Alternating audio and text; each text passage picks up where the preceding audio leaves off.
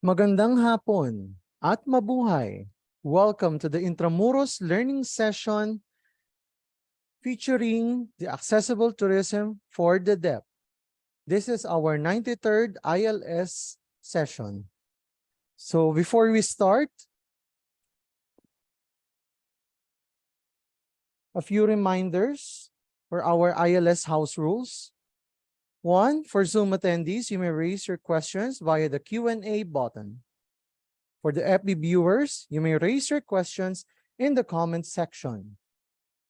Only those who have successfully registered and viewed on Zoom will be eligible to get a certificate.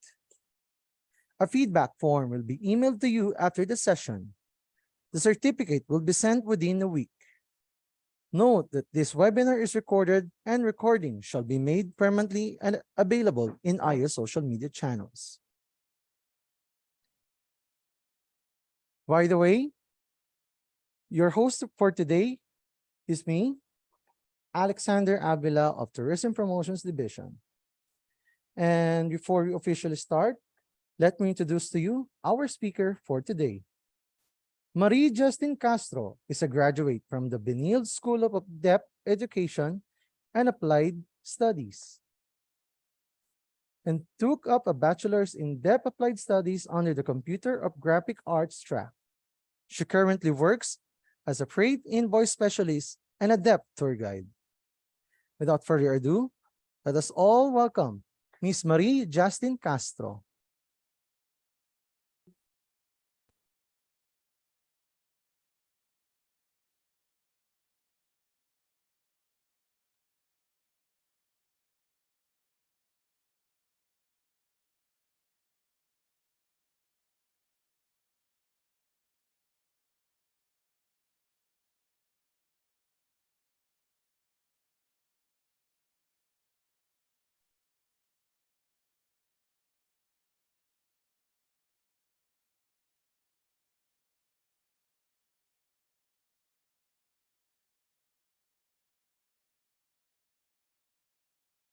Hi. Hello, everybody. Good afternoon. I would like to introduce myself to the hearing and deaf participants. I am Marie Justine Castro. I'm a deaf tour guide.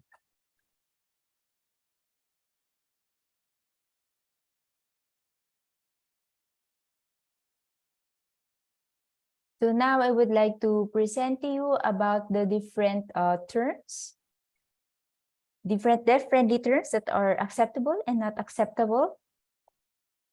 So we have three. So we have three words that are not acceptable. So first we have deaf and dumb, deaf and mute, and hearing impaired or HI. So the first one is deaf and dumb. If a person is deaf, doesn't mean we cannot hear, or does it mean that we cannot think? We don't accept that. Next, we have deaf mute. Does it mean that we can speak for 24 hours straight, or we can't express our emotions? Does it mean that we cannot laugh and cry? So how do you think that happens? So we don't use that. We don't use deaf mute or PP. Why? Because it's a regular experience of the deaf community that we are often teased when people use that, deaf mute and PP. That's very negative for us. So we don't accept it. Deaf, mute, and PP. Please don't use that. And then the third one, we have HI or hearing impaired. So there are people who are born deaf, and the doctors, their idea to label that is hearing impaired, but we don't accept that because it focuses on our ears being broken. So the deaf community don't use that, and we don't accept that, hearing impaired. Now we go to the next column. These are the terms that are accepted by the deaf community. So we have three. We have deaf with the small d and the big D. And then we have hard of hearing. And then we have deaf or bingy. So the first one is deaf with a small d. So what is a deaf with a small d? This is a general term for all people with hearing loss. So we can just use deaf for any people with hearing loss. With small d, now we have hard of hearing. So there are people who are born hearing, but eventually, later in their life, they become deaf. So they share both worlds of the deaf and hearing community. So some of them can speak, can voice out well their emotions or their feelings. And then some of them can lip read. And then we have deaf or bingi with the big D or big B. So in Tagalog, it's called bingi. So what does it mean? Why is that they use big D? So this pertains to those people who have hearing loss, but they also accept their identity as deaf people. So those are the people who accept that they have their unique language and culture. So please remember, those are the 3 words that are acceptable by the deaf community. So please use that and always remember. So thank you.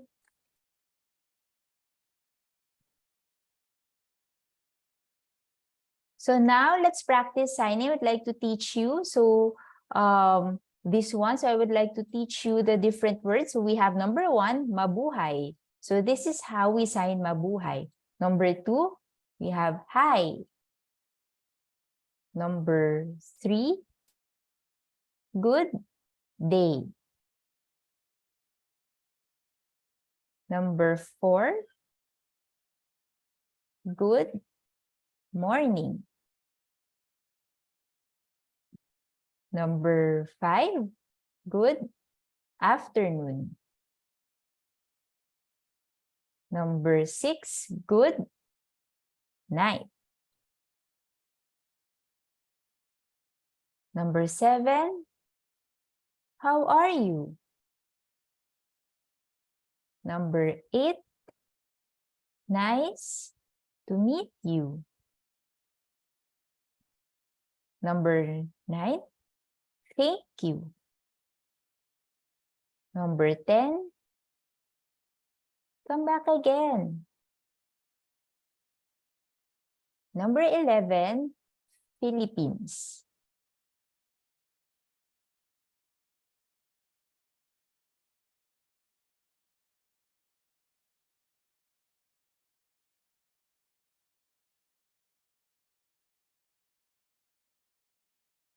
Hi, can you see even those in Facebook? So I have a question for all of you. How was your experience, or do you have any experience spending vacation in a foreign country where you do not know their local language? So how was your experience? Can you share that?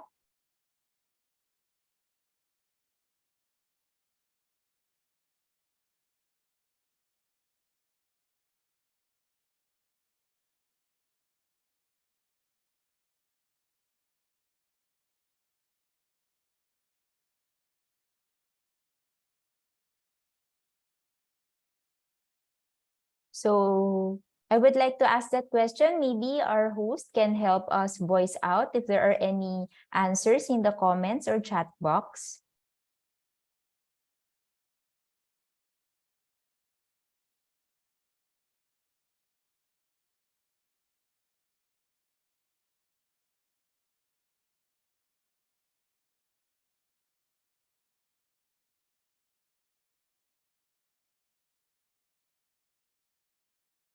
So a commenter said it's difficult, awkward.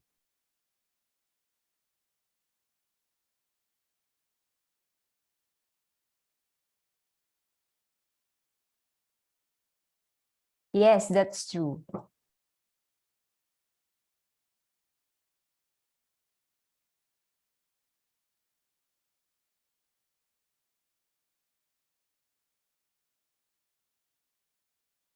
So hello again, hearing participants. So I have a question. Now, do you think sign language is a universal sign language? It's a universal language? No. So I will explain that. So in the whole world, So for example, here in the Philippines, so this is how we say thank you, right? But for example, in Japan, this is how they say thank you. In China, this is how they say thank you. So there are different ways on how people sign in the whole world. So it's not the same for everybody because it depends on the culture.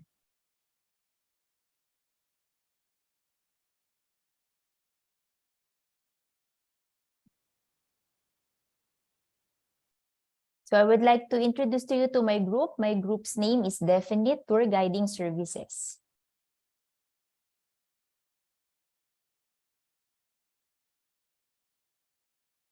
So our group's name is Definite.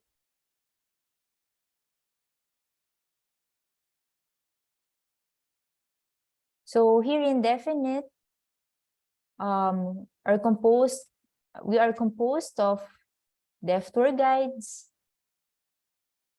We are accredited by the Department of Education to have tour guiding services. We are empowered. We know the ethics of tour guiding here in the Philippines, and we know the different ethics of different tour guiding services around the world. So we are trained on the history of the Philippines, on how to make tour guiding accessible here in the Philippines. So that's what Definite Tour Guiding Services do.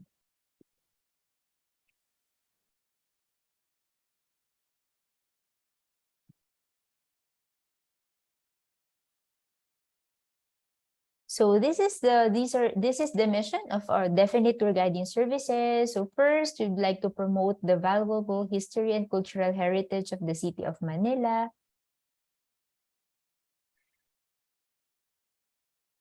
And then we'd like to promote understanding and acceptance of diverse cultures and traditions within Manila. And we'd like to be the pioneer in accessible tourism for the deaf in Manila using sign language. And to add, to provide high quality and reliable tour guiding in Manila. And to enable the next generation deaf tour guides to provide high quality accessible tour services.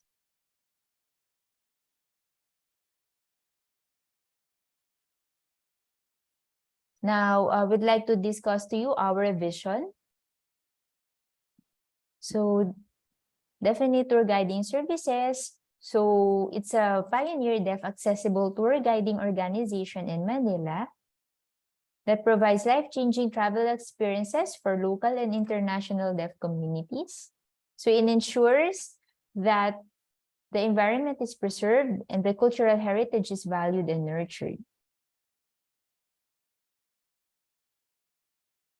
So it develops trusted and respectable deaf tour guides in Manila.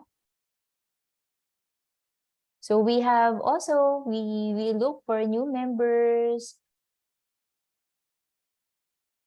who would meet also the same goals as ours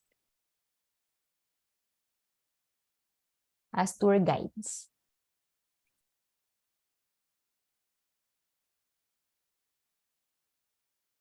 So these are our some of our clients.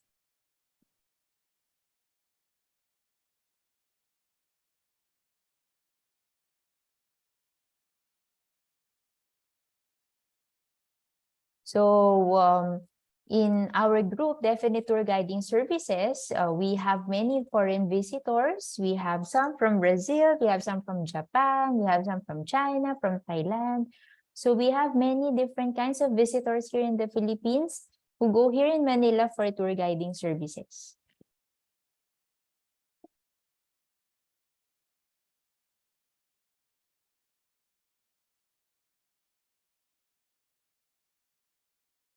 And then Definite Tour Guiding Services will also accept tourist guide services for schools, like for example, Philippine School for the Deaf. So we do presentations for them, for their teachers. So if we are the presenters, they don't need any more sign language interpreters because we can do the presentation itself. And the students are very happy with their experience because they learn directly from the deaf.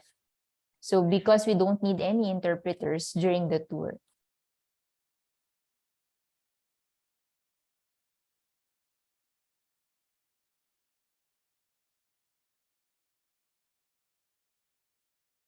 So these are the ways on how we can provide tour guiding here in Manila. So we provide different trainings, we provide tour guiding, we can do educational trips, and we can provide deaf community tour. So we can bring you to the different deaf communities in Manila. So for example, in Antipolo, we also have there, we can go there, we can bring you there, we also have in Manila.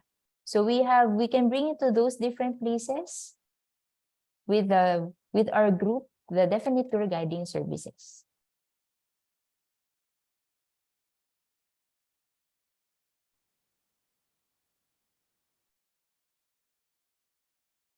So now, how can we make tourism accessible? So what makes an accessible tourism? What are your thoughts?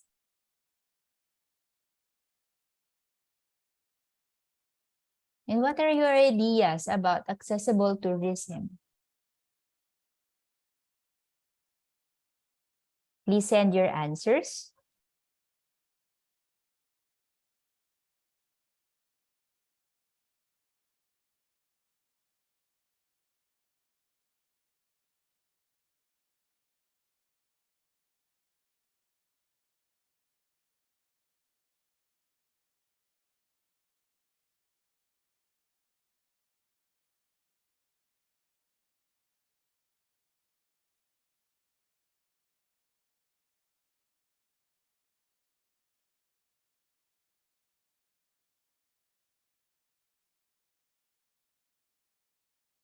Okay, then we just continue. So one comment says available to all people.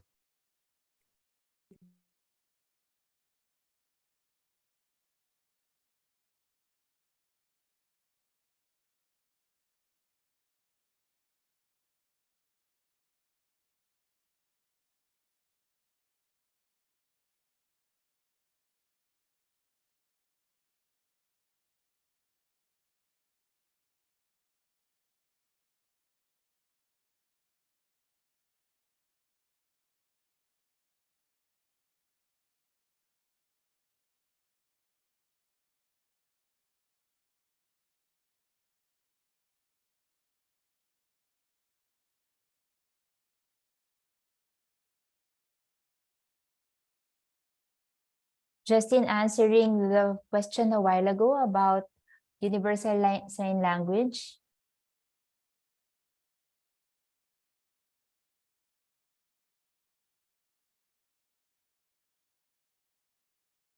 Okay, a while ago, there's a question. Why is that there is no universal sign language that we have for foreign visitors? It's because in different countries, they learn different sign languages. So they have their own in their own countries.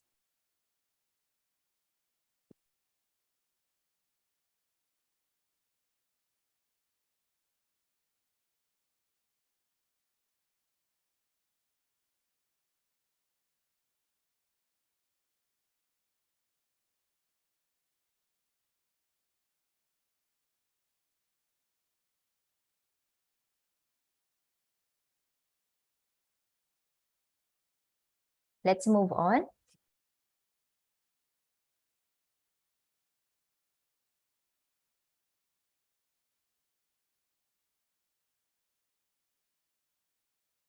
Now, accessible tourism. So according to the United Nations, so globally, there is an estimated number that there are over 1 billion persons with disabilities.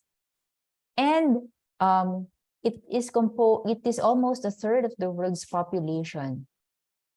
And those people are directly affected by disability. While this signifies a huge potential market for travel and tourism, it remains vastly underserved due to inaccessible travel and tourism facilities and services, as well as discriminatory practices and policies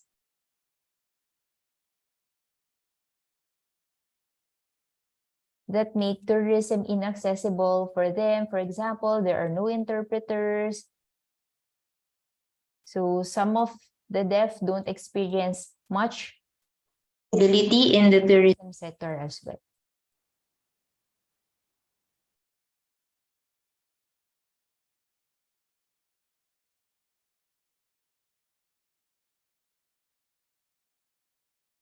So these are the tour challenges experienced by deaf people. So one, we cannot hear knocks at the door, for example, if there's an emergency. And then it's also difficult for us to order food or to get deliveries. And then there's also lack of signages as guide for us. So we also experience discrimination compared to other people with disability. And we also experience inaccessible hotel facilities when we travel.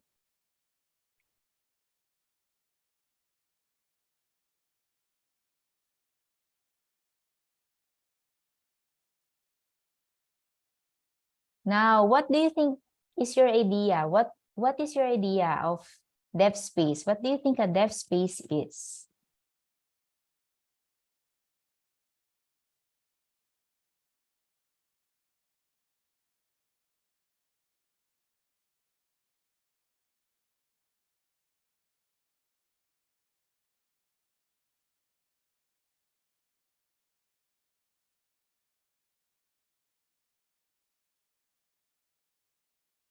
So now, deaf space.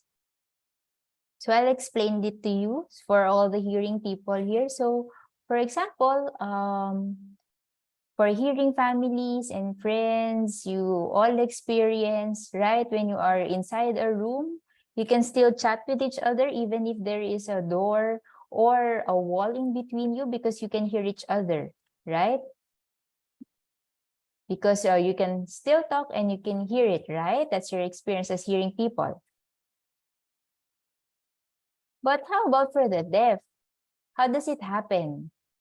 So for example, for deaf, we need bigger spaces when we express ourselves. We need glass walls or glass doors so that when we have, we can see each other. And then when we also have meetings, it should be in a circular table so that we see each other. For example, when we have classes, it would be easy for us to see if there's a class inside. For example, if the wall is glass. So that's what we talk about deaf space. So it's also difficult for the deaf if the space is cramped because we need a signing space. So that's deaf space. So we have different ways. So we hope that deaf space will be incorporated in different schools, in different buildings, because it would be easy for deaf people to see each other.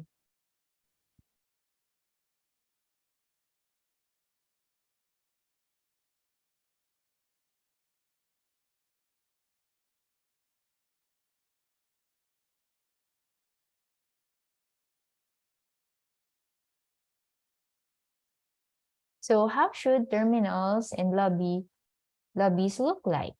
For example, in a train station, when you're in a terminal. Okay.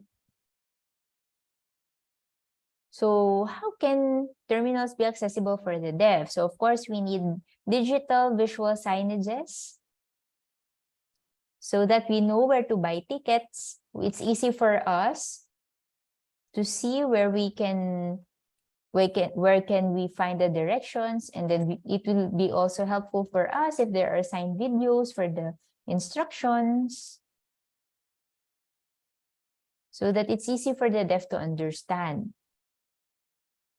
And then, for example, if there's a signage, it would be helpful if there's a QR code that we can scan, and then we can see the explanation there with a signed video. So for the deaf, it's very important to have visual signages, to have closed captions in your videos.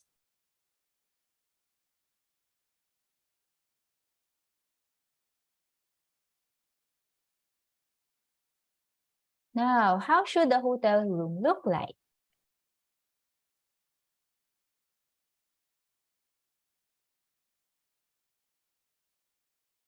Hello, hearing. I know that you have a lot of experience with your families and your friends going to hotels. But now, it's easy for you when somebody knocks on your door, right? For example, you're going to buy food, you can just get the phone and then order food. That's your experience, right? But how about for the deaf in a hotel? So now it's important to have something to help us when somebody knocks on our door. It would be helpful if, example, there is a light source. When somebody knocks at the door. And then if it will be also helpful if there's an visual emergency notification. So for example, if the deaf is sleeping and there's an earthquake, we will just be surprised, but we are not aware of what's happening. So it would be helpful to have those systems. Why do you think is that? Because deaf people, we are very sensitive with light when there's an emergency. So it's important to have blinking lights so that we would know that's how we are conditioned in the alert systems.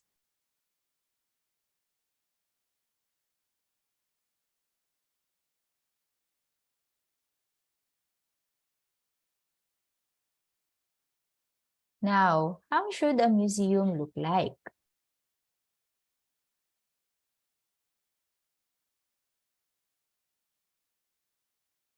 So the first one, we need to have wide hallways or walkways.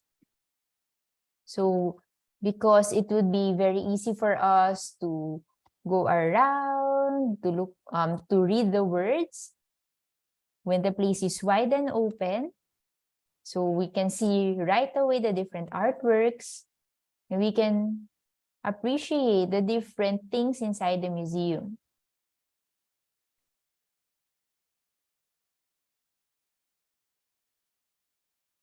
Next, as you can see here, this is a hallway and it's wide.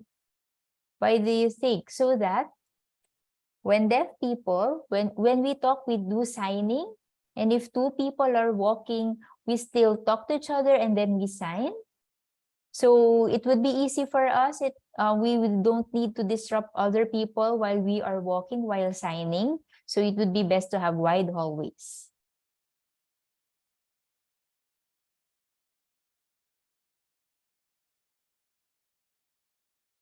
Now we have the ramps.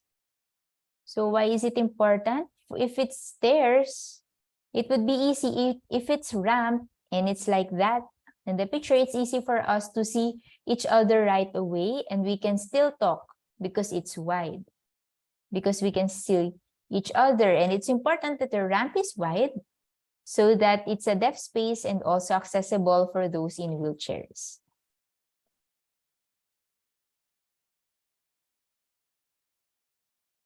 Okay, now we have automatic doors. So you know that experience. So like in the offices, right? There are automatic doors that slide on their own. So why is that? If deaf people are walking and talking at the same time, we don't need to push or pull the door so that we can open it. We can go sign smoothly and talk to each other while we are in the museum.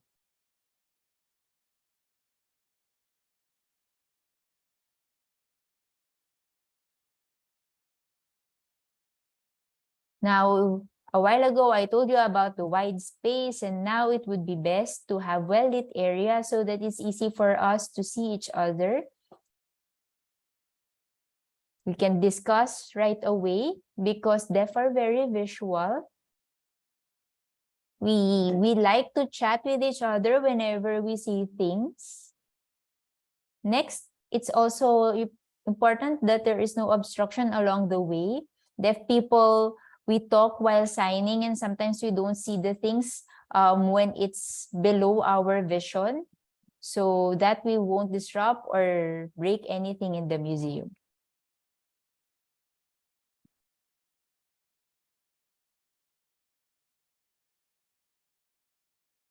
Next, a scheduled interpreter would be best.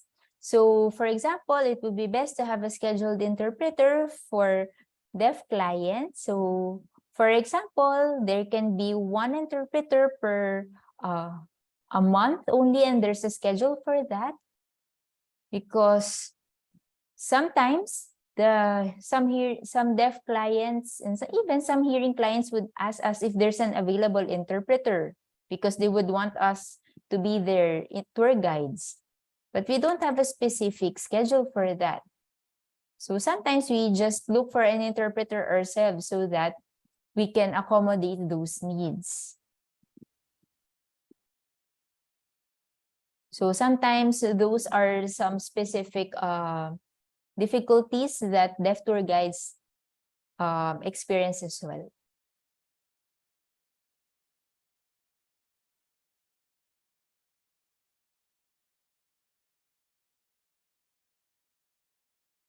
So a while ago, we had the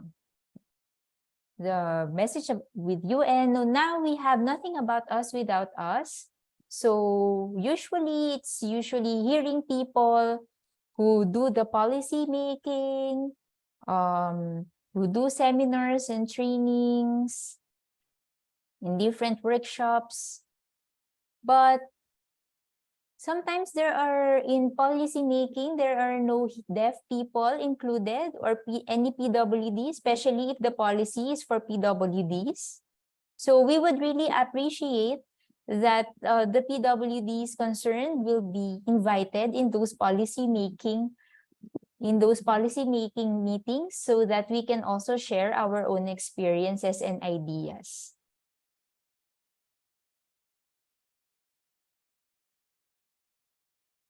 So do you have any questions for me?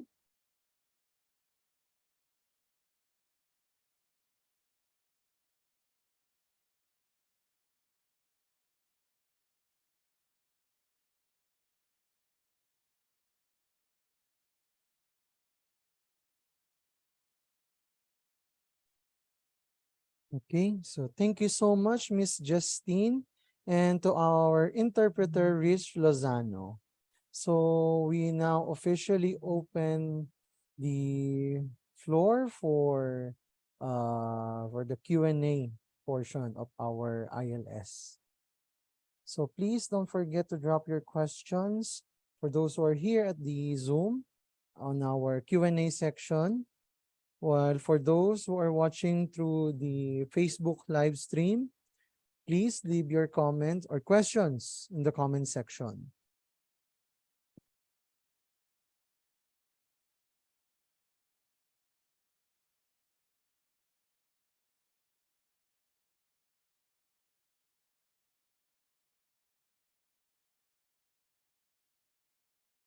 So I guess I would like to ask a question because I am also a tour guide myself.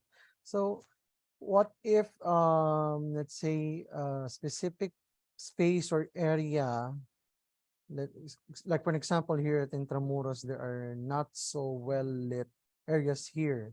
How do you come up, or how do you cope on those kind of situations? Especially there are areas here, especially like the dungeon, which is very cramped. How do you properly explain or communicate with your tourists?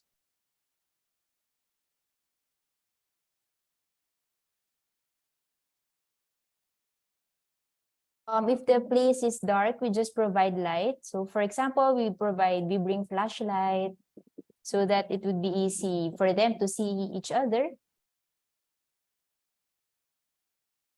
So if they don't have any flashlight, they can just use the cell phone flashlight so that when we sign, we can still see each other.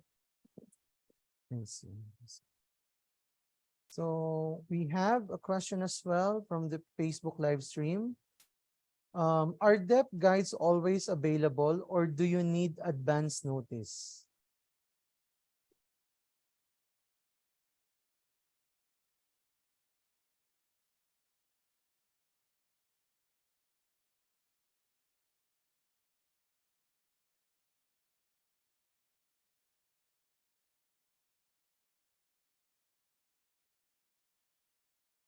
Yes, we're always available. If, for example, there's a hearing person who would send a message to us and then ask if we're available, we need to be informed in advance so that we can also check our schedule and also the time so that we can check. If it's right away, if it's last minute, we cannot provide a tour guide right away. But if we are informed in advance, that would be fine for us. So that we won't panic also with our schedule. So sometimes it takes long for some of the deaf tour guides to respond of their availability.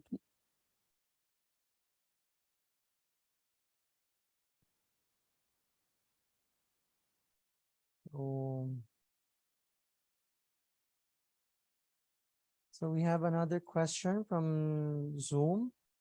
Do you think the deaf community is well represented in popular culture? How do you find deaf representation in television, movies, etc.?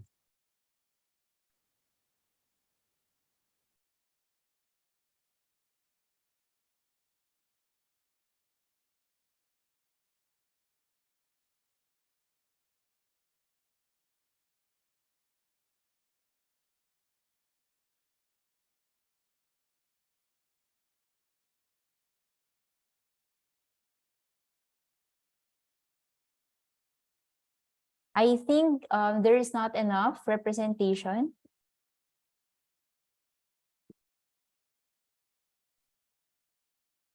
in TV and media. But for example, we only usually have deaf presenters in different seminars, like for example, the Philippine Federation of the Deaf or the Philippine Federation of the Deaf Youth Section. But there is usually none, but in other countries they have. Let's see. So we have a comment here that deafness is not entirely a disability. With the right perspective, it can also be an opportunity. With the loss of hearing, other senses are improved. One becomes more aware and more connected with the surroundings. The ability to listen is not limited to hearing, and the skill to express is not limited to speaking.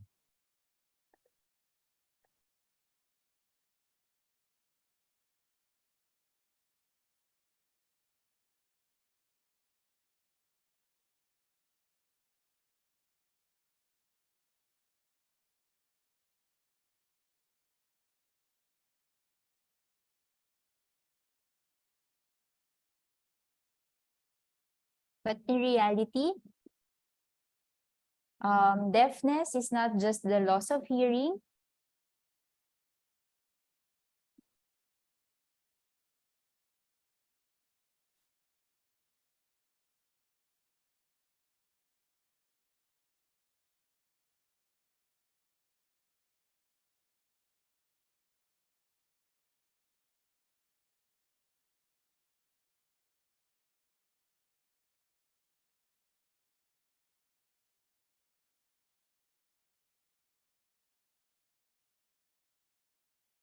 I don't agree with that because deafness is really a disability. Yes, there are people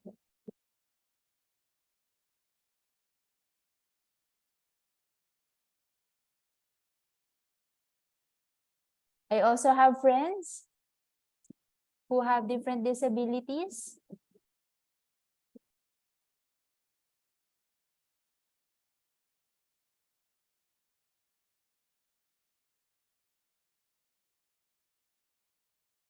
We would appreciate if our deafness is not highlighted.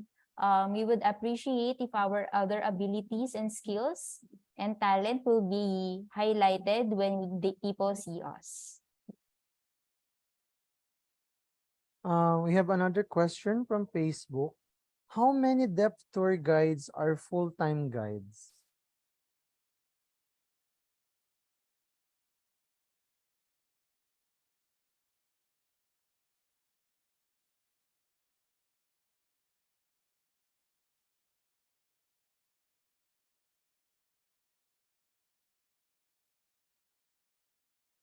Right now we have 9. Right now we have 9 full-time deaf tour guides.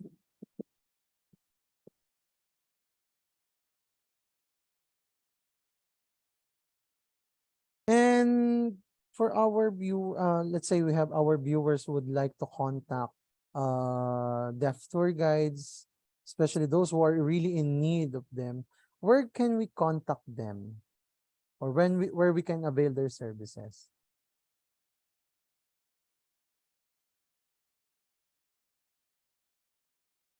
We have Facebook. We have a Facebook page.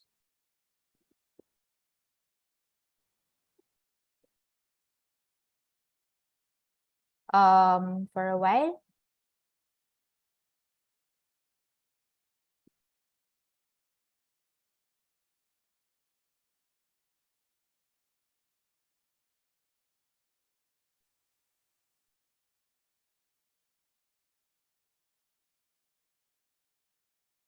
Yes, please use that. We have our Facebook. If you have questions, you can send us. We're always available. You can just inform us. And then we also have our email and number. So that is our messenger name. You can find us there. So we have another question. How long will the training take for the tour guides to fully master sign language, since the most of them are not familiar with it?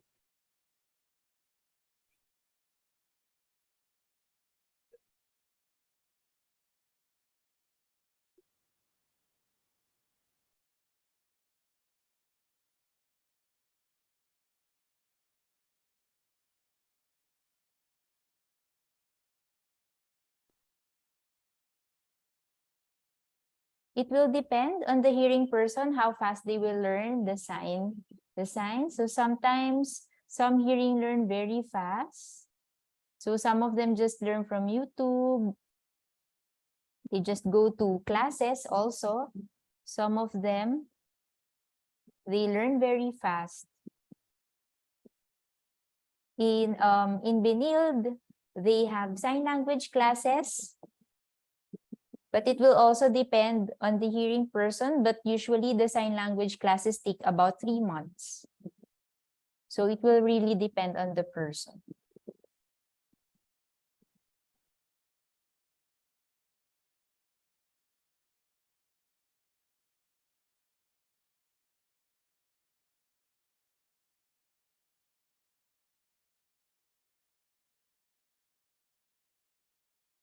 Hmm.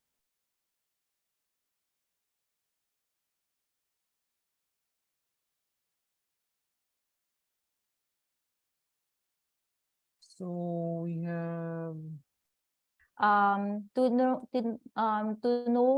know more about sign language classes, we have one in Benild. So you can enroll, you can inquire in that email. So you can enroll that. Just in speaking. And so now we have a new curriculum in interpreting. So those who would like to be interpreters for the deaf community, you can also enroll in that course in Benild. That's in Benild School of Deaf Education and Applied Studies.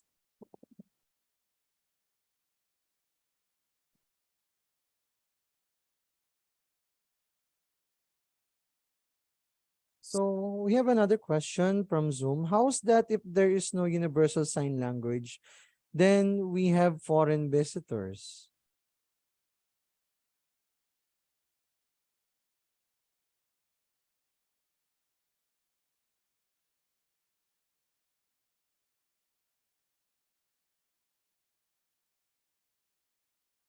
Okay. So in my experience, so in deaf tour guiding here in the Philippines, so we use FSL. And then if we meet another deaf from another language, we can just use gestures and we understand each other. So it's easy for us. Because deaf really understand gestures very easily. Or sometimes we can just use facial expressions or our movements, our sometimes our signs, and then we understand each other.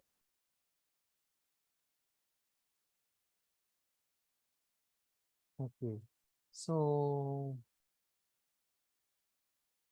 one last question. Me, I'm also a tour guide kasi aside from Binild, are there other known schools or other institutions that promotes or helps teach sign language?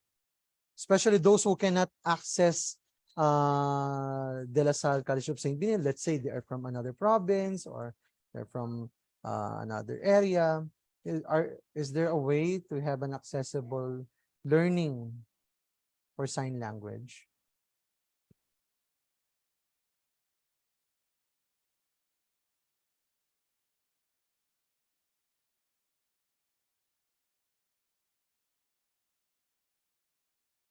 I don't know any, but I know CSB have, they always post. So for example, for people from the provinces who are far, they don't have one in the provinces because of the very few availability. But in Benil, they also offer sign languages via Zoom. So you can just ask, you can ask Benil to have the sign languages online. So they have that. I know they have that in Benil.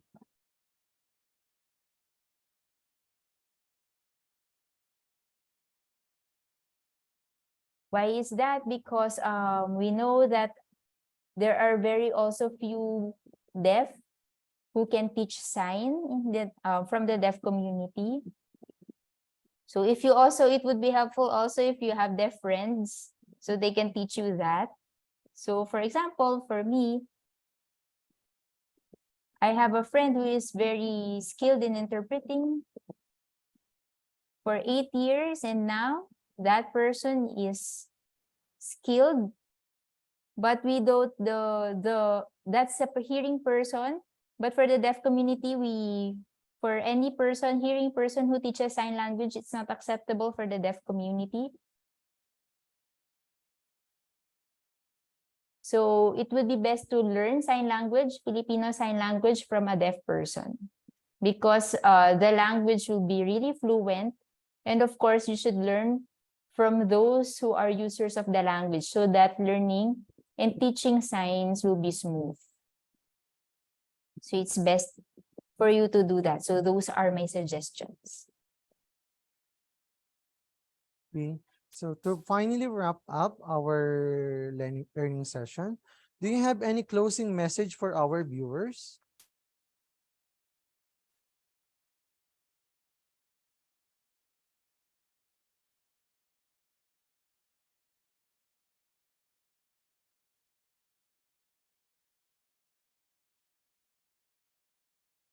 So I would like to thank everybody. I'm really happy and excited personally for the Intramuros Administration for inviting me to be a presenter today. And also for our hearing participants, I would like you to continue learning even after this, so that you can also provide access for other deaf people here in the Philippines, so that we can also improve our deaf awareness. So it's not just about touring, but also being aware of other people so that we can also minimize the differences and discrimination, and so that we can also provide access to each and every one here. So that's my message for everybody here in Zoom and in Facebook. So also thank you for my interpreter and for everybody. So thank you, Miss Justine, and also Miss Rish Lozano, the interpreter of Miss Justine. And this learning session is really has a lot of knowledge that we have learned today, especially regarding the deaf community. And we hope we could see you here personally again here at Fort Santiago. And before we finally end this webinar,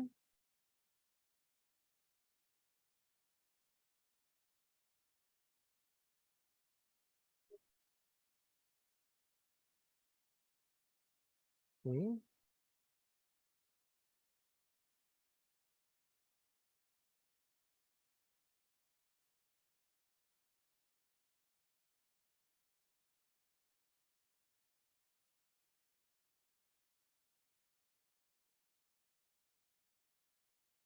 So the Intramuros Learning Sessions, of course, please follow our social media accounts. We have our Facebook, X, former Twitter, Instagram, YouTube channel. And of course, if you miss our previous sessions, you may watch them at our YouTube page. Click follow the link, and don't forget to subscribe on our YouTube channel.